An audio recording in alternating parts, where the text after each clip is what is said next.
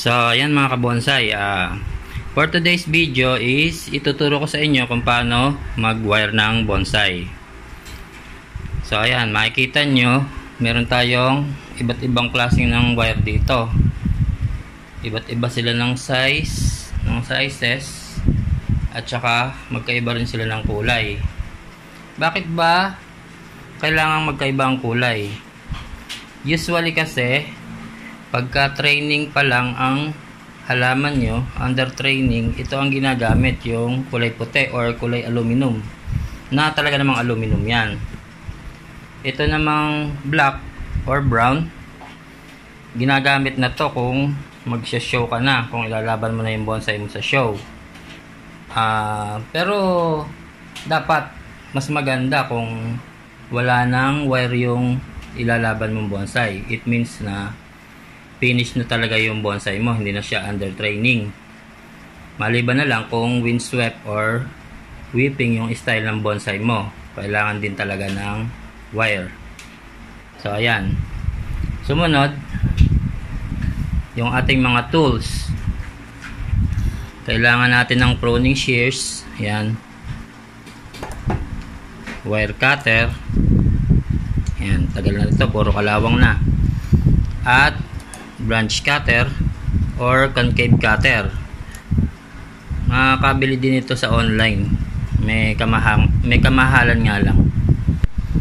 At last one is pruning shears din, pero mas mahaba siya at matulis yung dulo. Ginagamit ito pagka sa tukutan, yung mahirap maabot ng ordinaryong gunting. So yan yung mga kailangan natin. Tapos ito naman yung gagamitin natin puno, yung iwa-wire natin. Kung mapapansin nyo, nasa forma na siya kasi nagawa ko na yung initial wiring niyan. At siguro nasa 2 years na sa akin yung puno na yan, kaya medyo nasa forma na siya. Pero ituturo ko pa rin sa inyo yung initial wiring kung paano. So okay guys, yan yung mga kailangan natin. Okay mga kabonsai, simulan natin yung pag-wire. Una, pakikita ko muna sa inyo yung initial wiring, kung paano pag-bend nung first branch. Kasi usually ang tubo ng sanga puro pataas yan, so i-bend natin pababa para maging ganyan siya. Bali ganito ang gagawin dyan. I-secure nyo yung wire sa baba, paikutin sa puno. Bali ito yung anchor nya, i-anchor nyo siya dyan. Tapos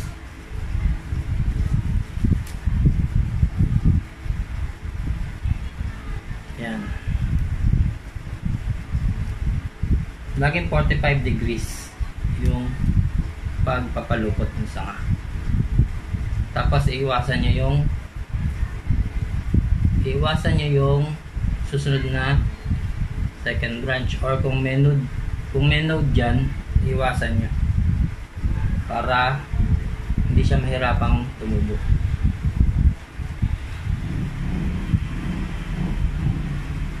So yan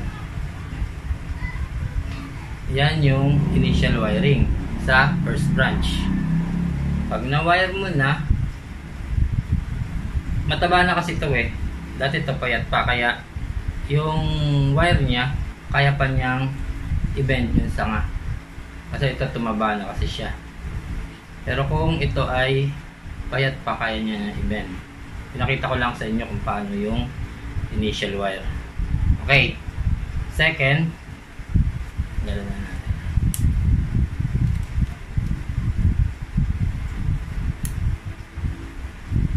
Yun nga palang puno na to mga kabonsai is agoho. Pine tree siya. Nakuha to sa parteng Sambales. Sa Baguio marami ito, kaso mahirap bumuhay ng agoho na gagaling sa Baguio kasi iba yung klima doon, malamig. Pag nababa dito sa atin, ating Bulacan or Batangas, ganyan, parang mahihirapan siyang mag-adjust sa climate. Okay, next. Kung given na yung first branch, sumunod na yung second branch. Sa initial wiring naman niya, ganito. Angkla mo siya ganon. Yan. Angkla. Yan.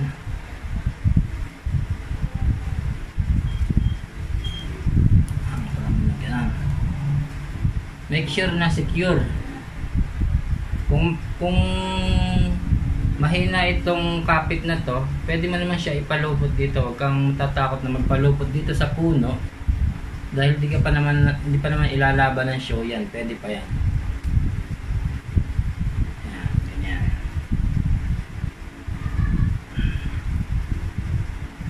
45 degrees. Yan. Okay? Basta secure siya, yung huwag siya nagagalaw. Kasi kung gumagalaw siya, kung malambot yung pagkaka-anchor mo, may tendency na mababali yung sanga na i-bend mo. Dapat secure siya. Tapos pag i-bend mo, kailangan alalay sa ilalim ng branch para hindi mabali yung branch. Okay. Nakuha nyo ba mga kabonsay yung initial wiring?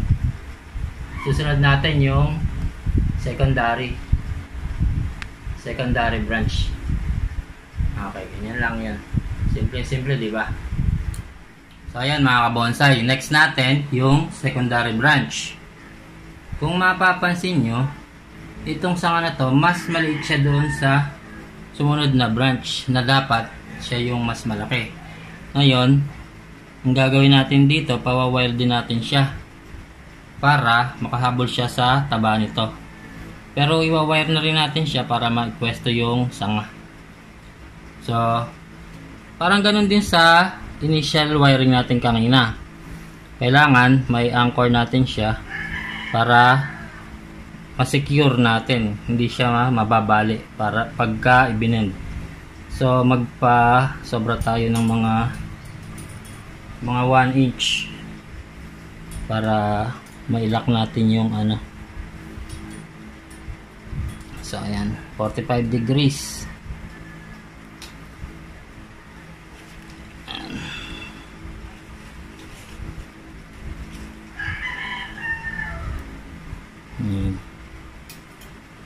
So,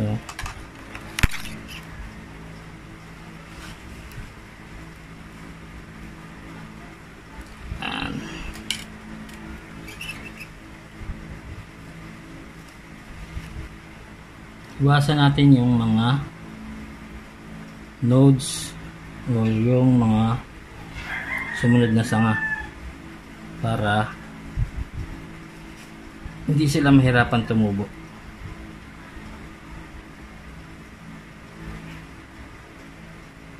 So, ayan.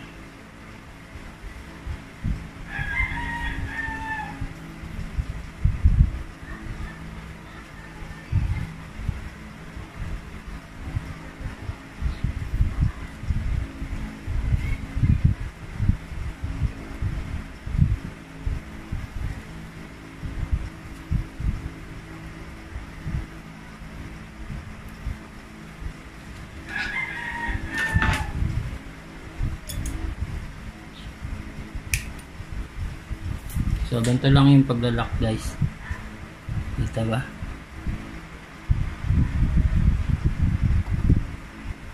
Ano yan?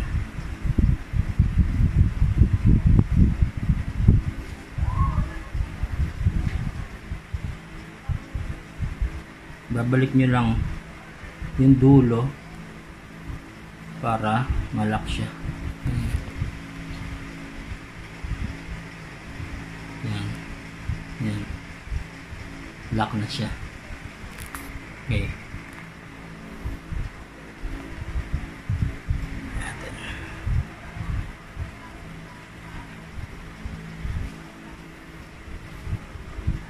Dito din.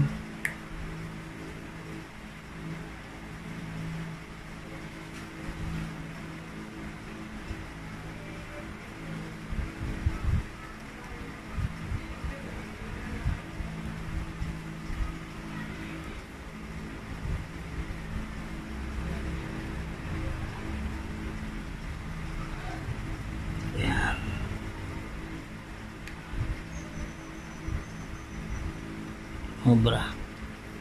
Kunin natin yung wire. So, yan, lock na siya.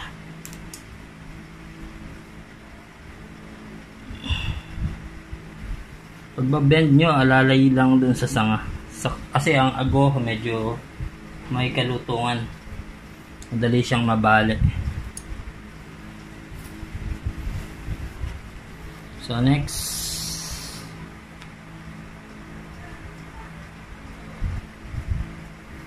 dito na tayo sa bandang dulo.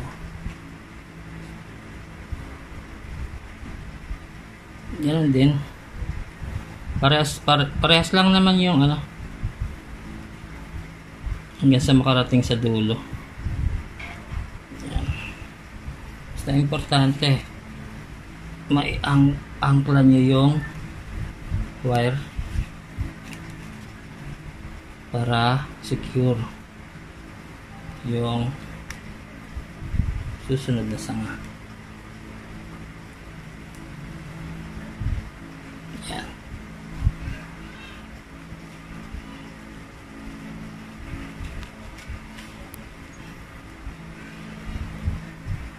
Bakit ba nilalagyan ng wire ang bonsai? Kasi kaya nilalagyan natin ng wire ang bonsai para mapasunod natin siya yung forma ng sanga niya kung saan natin gusto. Para lang pintor yan na yung pintor ang gamit ay brush.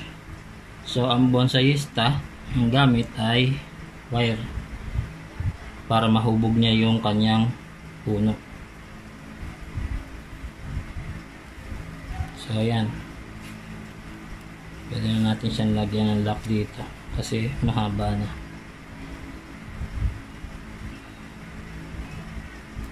Ayan.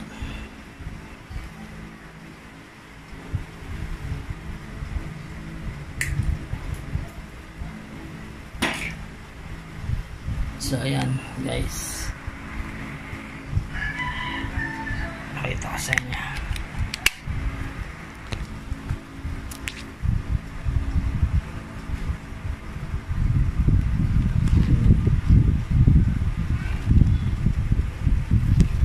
Kita nyo?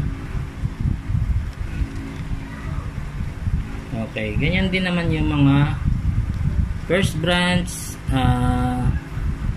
second branch, third generation, fourth generation, so on and so forth. Ganun lang yung pare-paras lang yung gagawin.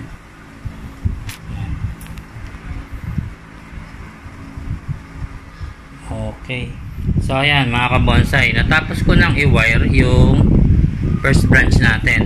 Yan, bale yan siya. Kung mapapansin nyo, yung mga wire naka-ayon lang, isang way lang siya, bawal siyang mag-cross, hindi siya pwedeng mag-cross na ganito, bumaligtad siya ng ikot, bawal yun kasi masasakal yung branch natin. Pag lumaki yan, masasakal na yung branch at pangit din tingnan kung merong pa-cross na. Kailangan naka-ayon siya. Makita nyo yan, bali tatlo na sila pero naka-ayon siya. Tapos yan, makita nyo. Bakit ba lagi kailangan 45 degrees? Yun ang tanong. Kasi mga kabonsai, pag 90 yan, pangit din, masasakal din yung puno, sobra siyang sikip, sobrang sikip ang ikot. Kung halimbawa naman na maluwag, pangit din, masyado naman siyang maluwag. Kaya yung 45 degrees ang perfecto na ikot, na angle para doon sa pagwa-wire ng bonsai. Ayan, so ayan, binawasan ko na rin yung dahon. Ayan, susunod na yung second branch natin. Ito naman yung workshop natin. Bali makikita nyo, nagbumakat na yung alambre, yung initial wiring ko, bumakat na siya. kasi nalita ko ng pagtanggal eh. Lumaki na yung sanga, pero ito naman mag-healed pa yan, medyo matatagalan nga lang. Di tulad nito, natanggal ko agad. Hindi na masyadong bakat. Yan, matatanggal din yung bakat na yan pagka nag-wild siya. Magkakaroon ng laman yan. So ayan, lesson learned, kailangan bago pa bumakat yung wire, mag-unwire na kayo, tatanggalin nyo rin kasi nahutok naman yun eh, kumbaga naka-form na siya, pwede nang tanggalin yung wire. Okay, yan na mga kabonsai, natapos na rin natin yung second branch. Ayan na siya. Yan, matapos kong i-wire, i-form mo na din. Yan, bend, tapos medyo iyan natin ang pataas. Yan, sunod lang natin dun sa design ng isa, ng first branch.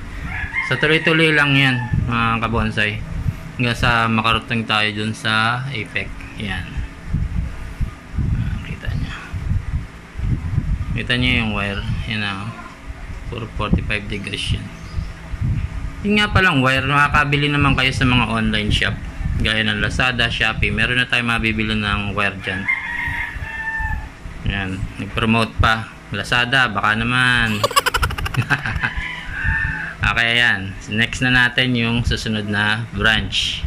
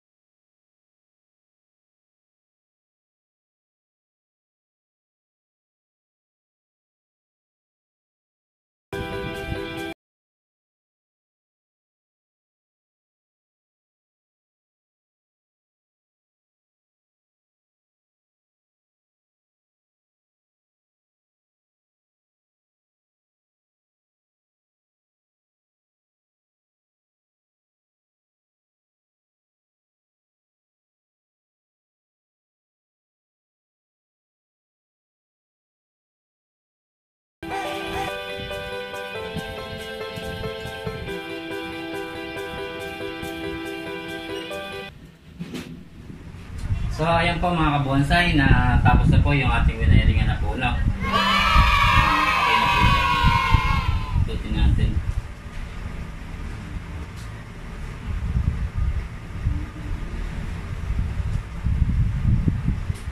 Yan yung front view niya.